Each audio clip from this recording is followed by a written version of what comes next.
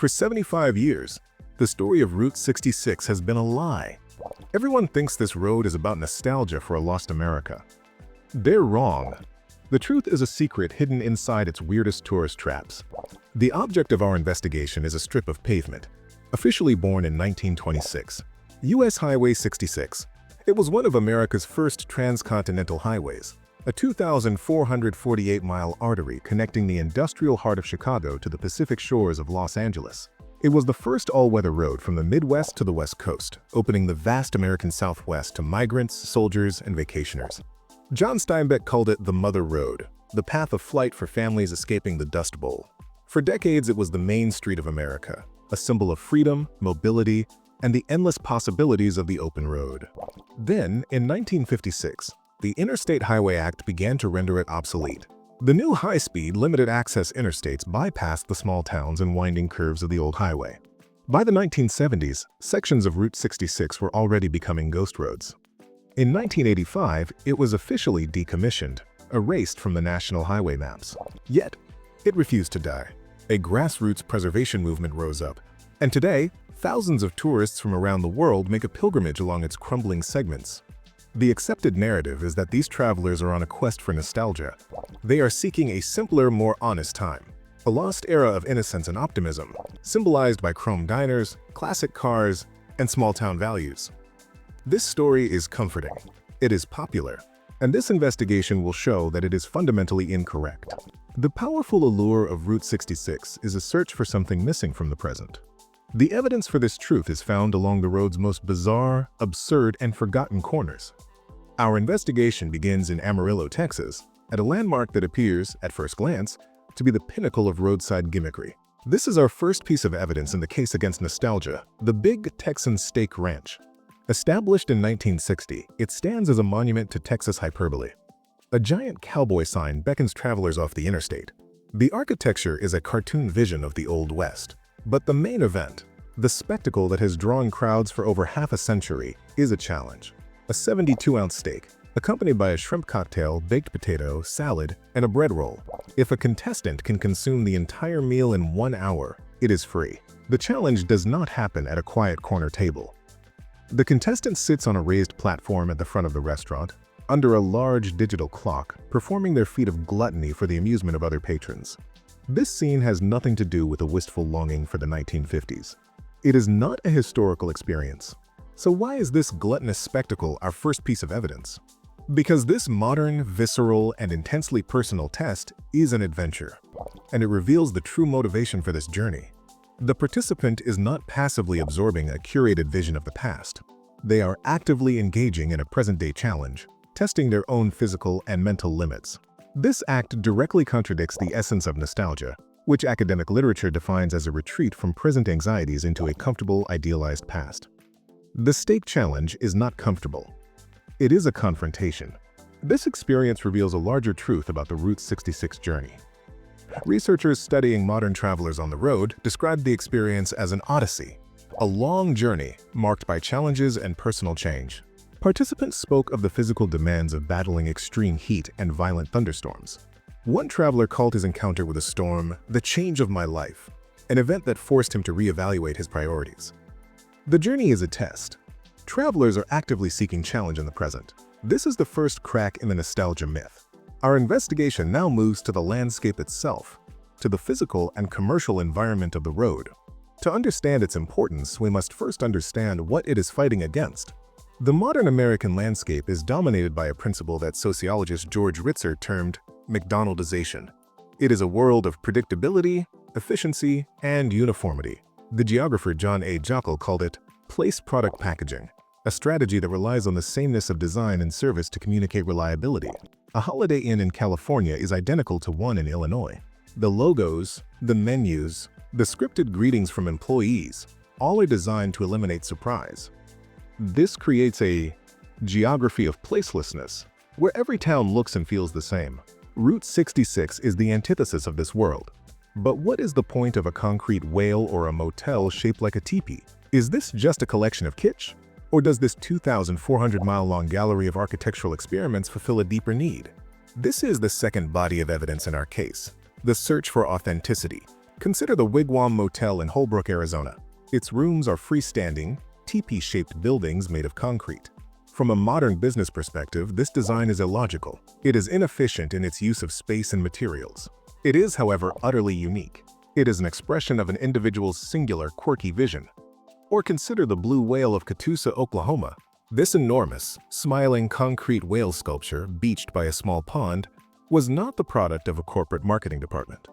It was built by a man named Hugh S. Davis in the early 1970s as an anniversary gift for his wife, who collected whale figurines. It was a purely personal, non-commercial gesture that, through its sheer strangeness, became a beloved landmark. The ultimate expression of this principle, and the centerpiece of this part of our investigation, is located in a dusty field just west of Amarillo, Cadillac Ranch. In 1974, an eccentric local millionaire named Stanley Marsh III commissioned an art collective to create a sculpture. The result was 10 Cadillac cars, ranging from a 1949 Club sedan to a 1963 Sedan DeVille, buried nose down in the dirt, their tail fins pointing to the sky. They are angled to match the slope of the Great Pyramid of Giza. But the crucial element of this installation is not just the cars themselves. It is the open invitation for every visitor to add their own mark.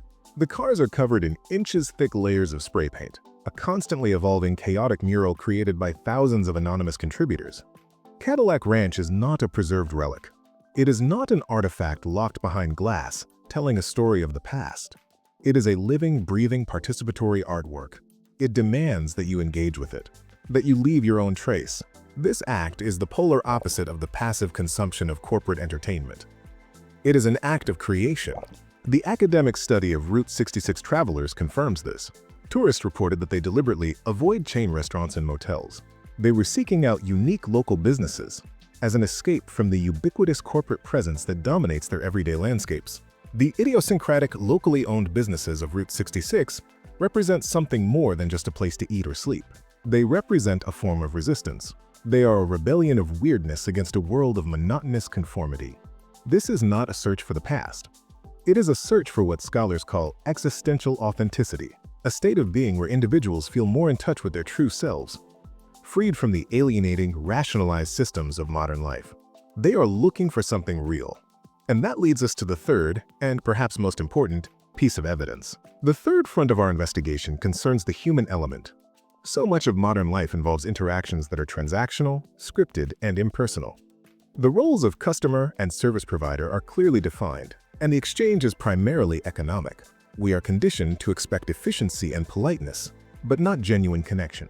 The old businesses of Route 66 operate on a different principle.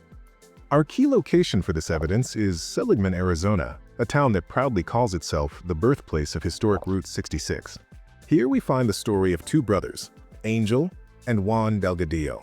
Angel Delgadillo was a barber and a primary force behind the preservation movement that saved the road. His barbershop is a living museum, its walls papered with business cards, letters, and memorabilia from travelers from every corner of the globe. It is a nexus of human connection, but our focus is on his late brother Juan and the establishment he ran next door, the Dead Chicken Diner. Juan Delgadillo was a performer and a prankster, but from a business perspective, his actions made no sense.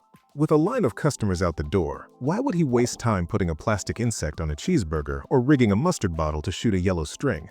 The answer reveals the third and most important piece of evidence in our investigation. The experience was unpredictable, mischievous, and deeply human. The key to understanding the significance of Juan's diner is found in an observation from the academic study. One participant noted, "He could get a lot more people through, but he doesn't. I know it's part of his business to play tricks on people, but he doesn't have to spend so much time on each person." Juan Delgadillo's primary goal was not maximizing profit. It was the interaction itself. It was the shared moment of surprise and laughter. He was not performing a scripted role. He was being himself. This principle of connection over commerce appears again and again in the stories of Route 66 travelers. The study recounts the story of a group of 26 Norwegian motorcycle tourists. In Oklahoma, a local woman connected to the group only through a friend of a friend from 20 years prior organized an event at a local church. She and other residents prepared lunch for the entire group. When the tour leader tried to pay, she refused. She had made 50 sandwiches, with name tags for each person written in Norwegian, which she had researched on the internet. Her motivation was not financial gain. It was pure hospitality. It was a sincere desire to connect with strangers and share a piece of her world. These encounters feel so meaningful precisely because they are not commoditized. They are spontaneous and from the heart. Travelers reported that the people they met on Route 66 were just so real. There's nothing fake about them. Even the imperfections, a grumpy cook at a popular diner, were seen as part of this authenticity. These are not animatronic figures in a theme park. They are complex human beings. This search for genuine connection is a powerful antidote to what the study, citing sociologist Ning Wang, calls the instrumentalization and commodification of human relationships that characterize modern capitalism.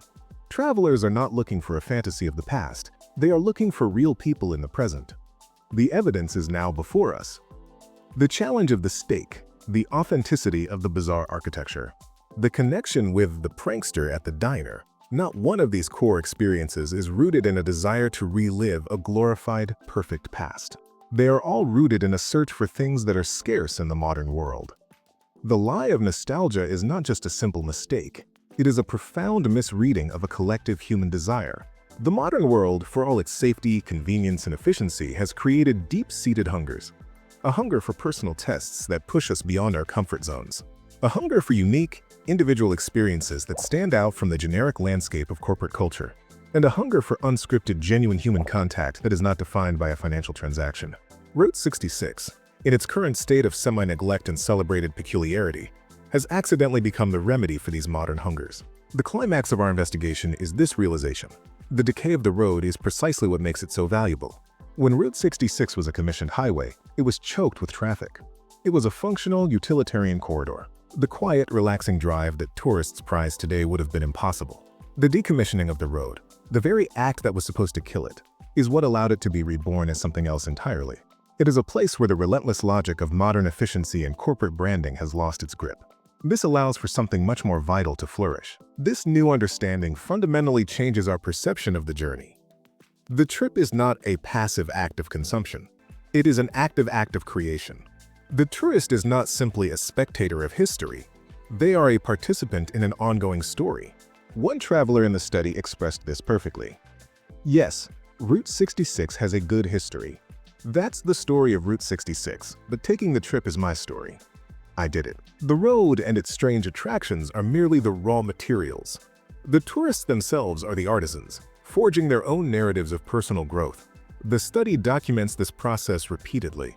A group of Norwegian travelers, composed of everyone from millionaires to sheep shearers, met as strangers at the airport. After one day on Harley, one recalled, everyone was just the same. It's one team. The road became a great equalizer, stripping away social status and building a community through shared challenge. The family who took the trip found that the long days on the road brought them closer together. Another traveler, confronted with American stereotypes about motorcycle riders, gained a new perspective on social perception. This is the Odyssey in action. The journey becomes a workshop for the self. So why does any of this matter? This investigation is about more than just a single road.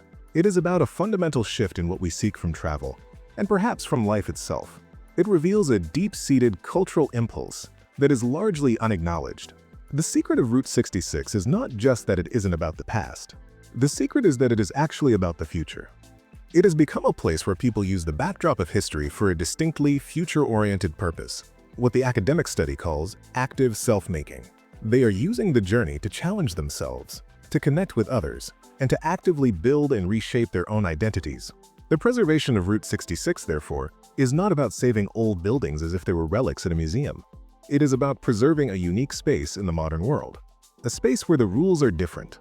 A space where individuality is celebrated, where human connection can happen outside the bounds of commerce, and where a person can embark on a journey and come back slightly different than when they began. It is about preserving a landscape for the creation of new stories. The idea of nostalgia is simple. The reality is more complex. This old, crumbling, and often absurd road reveals what people are searching for right now.